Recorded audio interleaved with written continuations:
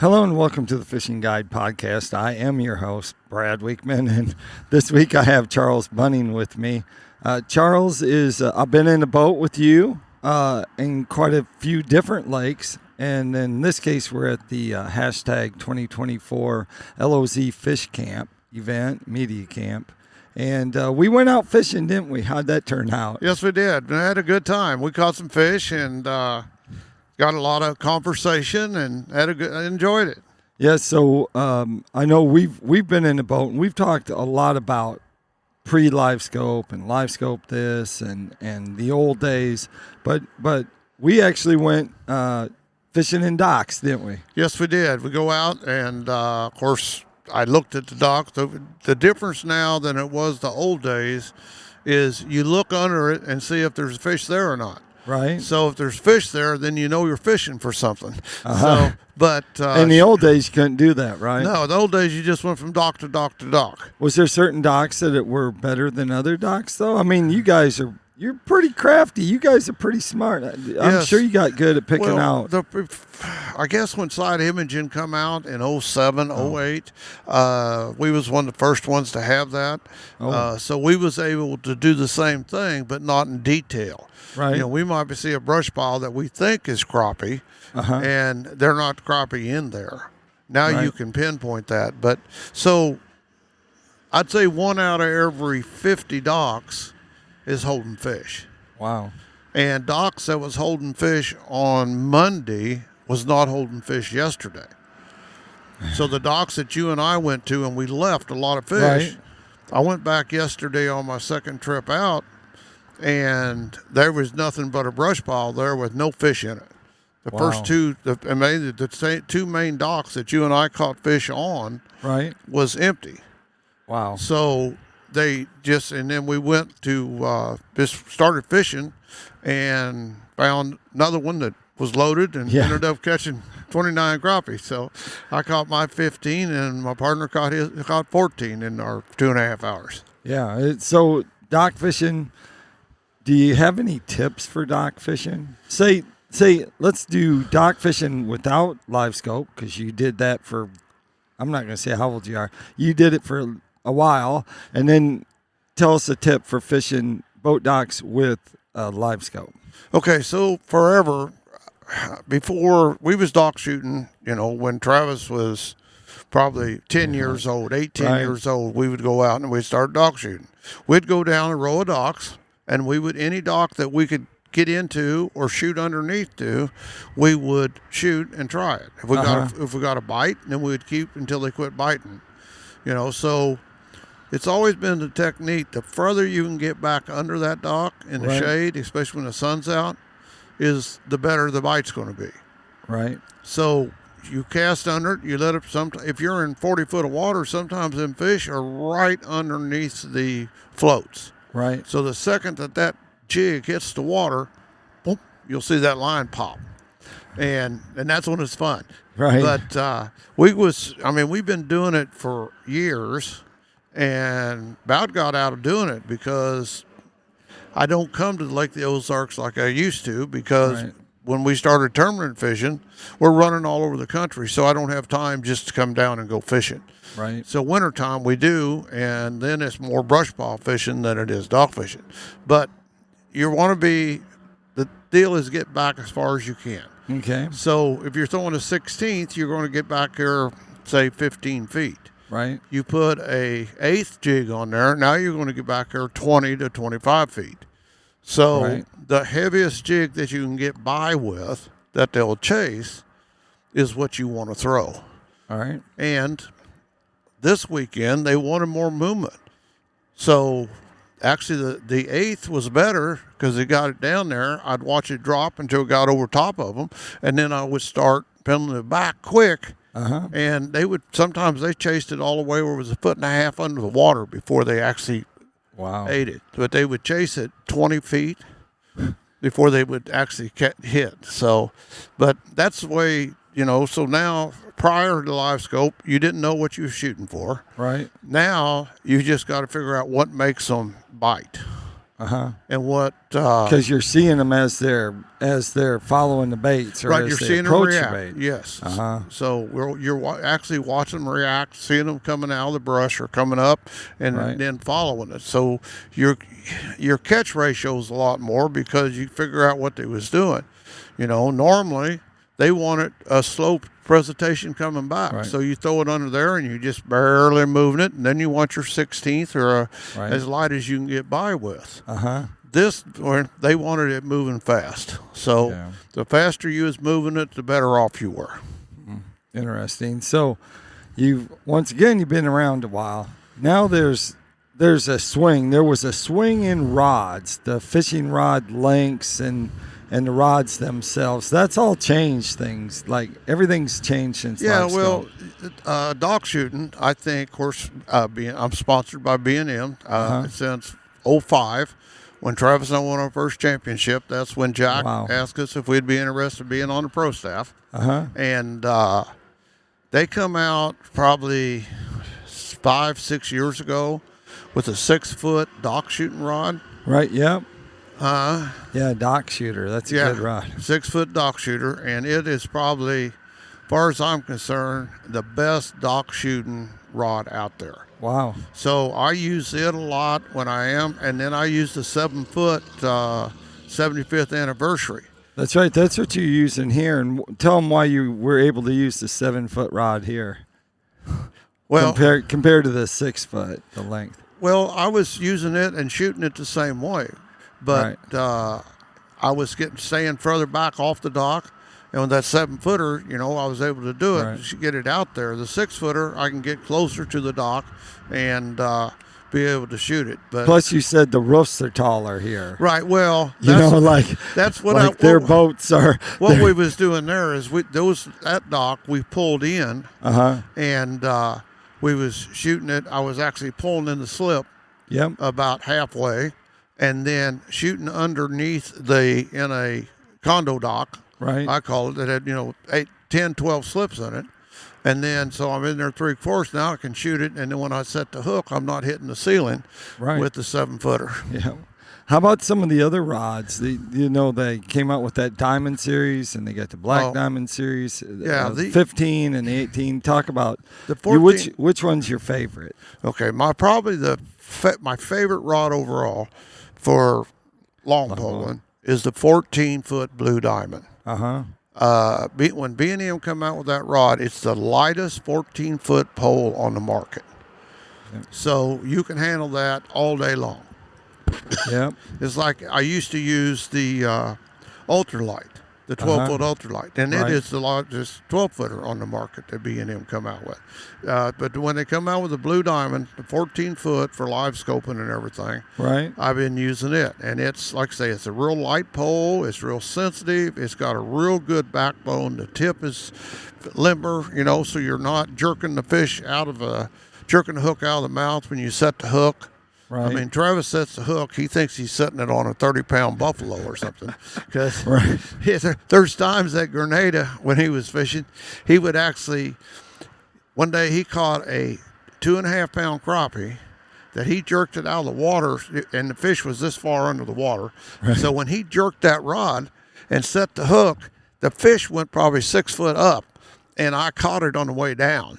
And it was a 2.5-pound crappie. Wow. And he said that's how he sets them. So with that Blue Diamond, if that tip is sensitive enough or limber enough that when he sets the hook, he's not jerking it out of their mouth. Right. So it's a really good rod. So then Jack B&M come out with the 16-foot Black Diamond. Yep. And with live scope, you just got to keep getting further out. And a lot of the live scopes has got a dead spot from about 10 to 12 foot in there that you can't see it. So they get a longer rod out there, and then that way you can get to the fish before you hit that dead spot. Right. So with that being said, I got them in my boat. When necessary, I use them. Yeah. Same way with the 18-foot rod. Right. And it's got a counterweight on it to help it balance, which really, helps it. But it's still too much rod for me to hold in my hand for 8 hours. And the blue diamond, 14 foot, I can hold all day long, and it don't bother me. But the blue diamond is my go-to rod unless them fish are getting spooky and I need to get out that other 4 feet. And then I go to the 18 foot. So the collapsible telescopic rods, when you were younger, did you guys, you probably, maybe at B&M, or maybe they were, the ones that pull out like caps and Yeah, they now, were. did you use them ever, and do you use them now? I used them some, and Ronnie and Steve just come out with a new one. That's I think 24 foot long. Yeah, the ambush. Yes, and it's more than I can fish with. I went fishing with Steve. And here's Steve's got this 24 foot rod out there, and he's out there, boom, and he catches that fish, and automatically he pulls it up, and then he swings it in the boat like a machine. Yeah, isn't he? And he's got it right back. down to it's a 6 foot rod instead of a 24 foot rod. Right. I'd slide that. And I'm dropping the rod and everything else. I guess. Did he give you a hard time? Did Steve give you a hard time? Oh yeah, Steve always. Yeah, he's such a great guy. He was probably waiting all day for you to catch one. Yeah. He's like, please let him catch one. Oh, I'll caught some fish. Yeah, but I'm not used to, sliding that rod back. But I'll tell you what, if you learn how to use that pole, it's deadly because you can get out there 24 foot, dead stick 'em. And then you get it right back in. But he don't have any slack of line. He keeps all the slack out, and he can bring that rod all the way down, all the way back in. That's crazy. So you haven't done much long lining or spider rigging, but if people were to go like spider rigging and stuff, if they were to go fishing without live scope, wouldn't you kind of recommend, like, if they wanted to catch fish, if they were meat eating, that spider rigging is a good way of doing it, or long lining? We've spider rigged our whole life. What Travis and I took pride in is we brush pile fishing, right? And we would try to hit 40 or 50 piles a day. Wow, spider rigging. So we would actually he'd take off. We'd run to this bed. We'd put all 8 poles, 16 hooks in. We'd push them in the beds. Right. And then let them set, come back, push them back till they quit biting. Take all 8 rods up, run to the next one, and do it again. That's the way we turn. All 3 national championships we won. That's the way we won them. Wow. And here we won 3 consecutive tournaments 3 years in a row on this lake. On Lake of the Ozarks. And that was, all of them was spider rigging. Yeah. So it's a great way to go catch fish. What I'm saying is there's still people that are maybe new to the sport or wanting to try crappie fish, but they don't want to use live scope. Well, and that depends. It's so versatile because you're on so many different parts of the country. Right. But as a whole, I like spider rigging. I always have, and that's all we did before live scope. Yeah. Our first 30 year. Well, I'll take it back. When we first started, all we knew was here. The first tournament we went down to a classic. I think it was on. It was down south. It might have been Kentucky. I don't know.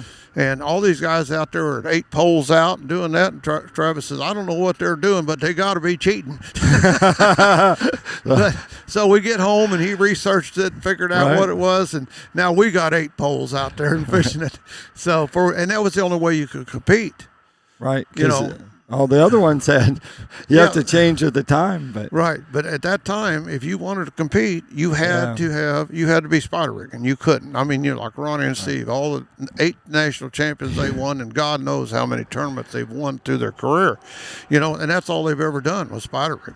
Right. I'll take that back. They do a lot of other style of fishing, but 90% of their tournament fishing was all spider rigging. Yeah. Yeah. But they are, but for the common guy that wants to go out here and say right now, you go out here spider rigging, you go down these bluffs that got the lay downs and got the trees, and fish are suspended underneath it. Right. And it's relaxing if you're not fishing the piles or not fishing the trees because you don't get hung up. You're just going basically open water fishing. Okay. And so you can go out, you take your kids out. You know, at my other boat, I got it set up. I take my grandkids out. I spider rig today.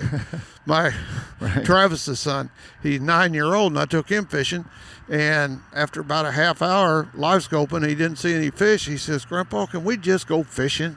Right. You know, See. so, you know, that's sitting there looking at that screen and not seeing nothing.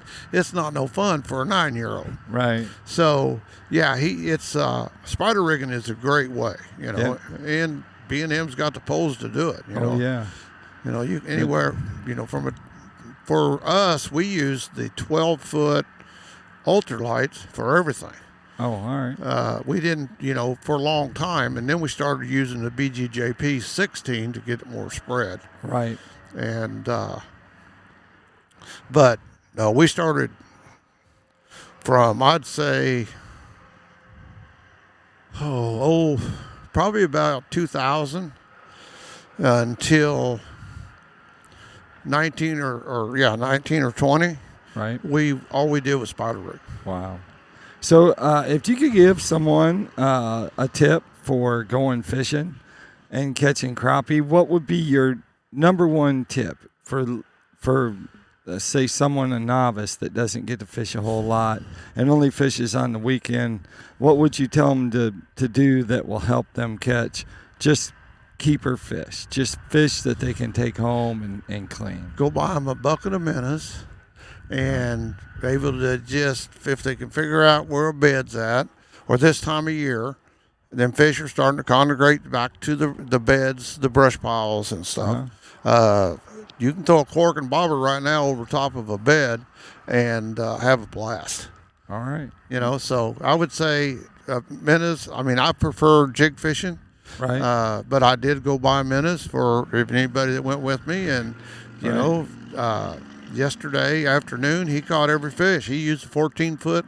We found those fish that they was out in front of a dock. Right. Also all out in brush piles, and I just sat there and held it still, and I'd flip in there and catch them, and he would hold a minnow on that 14-foot and drop it down, and right when it got on just almost to the brush, I tell him to hold it. Yeah. He stopped there, and then fish would come out of the brush and hit it. So it's I would say that the fish are going to be more aggressive right now with a bucket of minnows. Okay. If I was just gonna go out, no live scope, and just go fishing, I'd take a bucket of minnows and just try to catch them that way. All right. Well, that sounds good. That takes us over to Tackle Time. Tackle Time is sponsored by PICO Lures. PICO Lures has a complete line of hard and soft baits. They have lots of baits, different ones for crappie fishing, but they also have crankbaits. So if you're looking for crankbaits, they have 42 different colors in those, and in the deep divers, and 14 in the square bills, and people like using that. They're very easy to troll crankbaits. And you know, and that's something I didn't think about. This time of year, until that water temperature gets down to below 70, 65 degrees, this lake is perfect to pull crankbaits. And you talk about fun. You can take, and if you want to just hold a rod out the side and pull it, or you got trolling racks in the back that you can put your, say, 6 poles out and do it. A good one to see to do that, they need to watch Mike Baker video. Okay. And Mike has done 2 or 3. Shameless plug for your team partner. Yeah. But no, Mike does so many videos that are educational videos. Right. Every time we go to do one, he tries to show something new, something different. Right. You know, he picks my brain, a little left in there, about what we can do next, you know, because he always wants to make it professional, and he always wants to make it educational. Yeah. But he puts out some of the best that you're ever going to find. And for pulling crankbaits, he does it a little different than most people. I mean, back when we was pulling crankbaits, I had to counter reels, and I was doing it all that way. Mike just goes out and throws them out, takes off, uses different types of crankbaits and different diving levels of them, and he'll vary his speed and stuff. But he catches a lot of fish crankbaiting, and that would be, if somebody wants to learn how to do that, I think Mike's is one of the best video on that of any that I've ever seen. All right, there you have it. If they wanted to find out more about you, Charles, do you have a Facebook page or something that they can follow? Yeah, they can follow me on my Facebook page, or probably you find more on Mike Baker's video. You see more than I do with anything, because him and I love to go back and fish together, and he loves to do the videos. So on YouTube, so if there's probably more stuff about me on there than there is anywhere else. There you go. There you have it. Like I always like to end the show, make sure you keep your hook sharp and your lures in the water.